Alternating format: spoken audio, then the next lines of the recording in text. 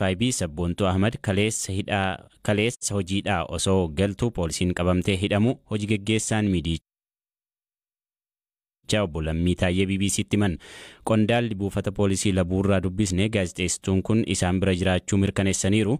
Garuu eeyyama waan hin qabneef miidiyaatti dubbachuu akka hin barbaanne himan.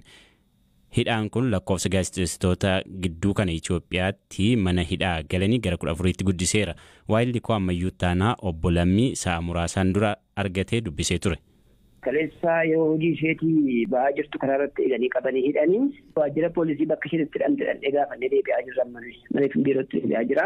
Sabboontuu gaafannee jalqabaa sabboontuun waa tokko waan ittiin hidhannatti himnee itti calmina qabanii homaas natti himnee sababa itti hidhames maaliif akka hidhames eenyu akkana barbaades natti himnee itti sabooddee hooggantoota kutaa qorannoo akka jiran dhannee olseennee gaafannee Adara namni hidhafatanii dura kaa'ate malee hin barbaanne ni jedhan.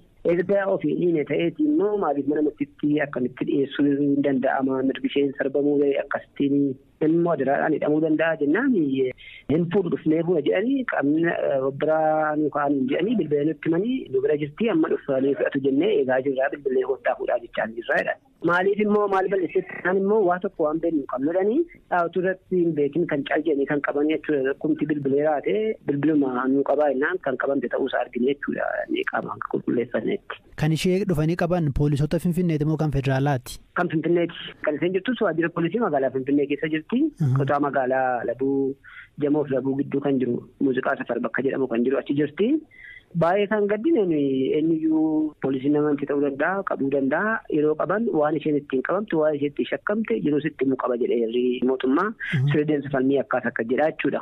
Mirga kana hin arganne isheen jechuudha qabaneetuma kaa'anii jiru ishee gaafa gam namni tokko waa tokko hin gaafannee mammaattittee warra ishee sifate bilbilaan ishee sifate sanatu eegaa jiru jechuudha mammaatti mana murtiittis hin dhiyeessine nullee mirga wabii ishee mana murtiitti dhiyeessuudhaaf rakkannee jirra jechuudha sababa kanaan.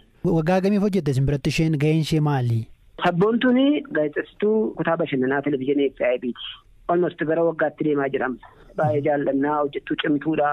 Waan tuttuqaa adda addaallee nama qabdu miti mucaa cimtuudha. Mucaa baay'ee jaallannuudha. Isin biratti tun dhufuun dura ONN akka turte odeeffadheera. Achittis immoo akka hidhaa turte yeroo muraasaaf odeeffadheera. Isin quba qabdu kana? Akka odeetti dhagayeera yeroo sana isheenis qabanii yeroo gallattifan jechuu dhagayeen jira. Dhimmachi ture naa ta'e yeroo sana expire ta'uu danda'a yeroo ammaa laalamtee barbaachisu gallattifan yoo ta'an dhimma sana yoo ta'e har'a qabuun seera qabeessa ta'e natti mul'atu ana. Innillee sababa ta'uu danda'a yaada jedhu hin qabu. Toolisiin amma akka dhaabbataatti kan miidiyaa tokkotti maal gochuu yaaddan? Gama mirga gaazexeessitootaan qaamoleen sibiilii hundumtuu irratti mirgi gaazexeessitootaa seeraan ala hidhamuu gaazexeessitootaa kun gaaffii biyya kanaa ta'ee jira gaaffii uummataa gaaffii mootummaa gaaffii dhaabbilee mootummaa ta'ee jira waan ta'eedhaaf yeroo wanti kun irratti hojjetamuudhaaf yaadamee jiru kun irratti gaazexeessituu cimtuu keenya kana qabanii haala kanaan qabanii sun mana murtiitti dhiyeessuu sun hojii isheetii eeganii halkan galgala qabuun sirrii waan hin taaneedhaa fi qaamonni inni kun ilaallatu akka dhimma kana hordofanii mirgi ishee kabajamuu danda'amuu fi kallattii adda addaatiin qaamota adda addaa dubbisuudhaaf xalayaa barreessuuf qophaa'aa jirra.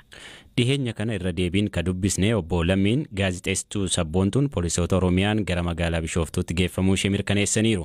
Toonnoo jala ooluu sabboontuu Ahmad hordofee ibsa kabaasee waldaan gaazexeessitoota Oromiyaa ogeeyyii miidiyaa ajaja mana murtiif badii tokko malee halkan daandiirraa qabanii hidhuun sirna ijaarsa deemokiraasii biyyi keenya eegalte irratti gufuu ta'a jechuun ogeeyyiin miidiyaa sodaa tokko malee hojii isaanii akka hojjetan gochuun dirqama mootummaati jedhee akka amanus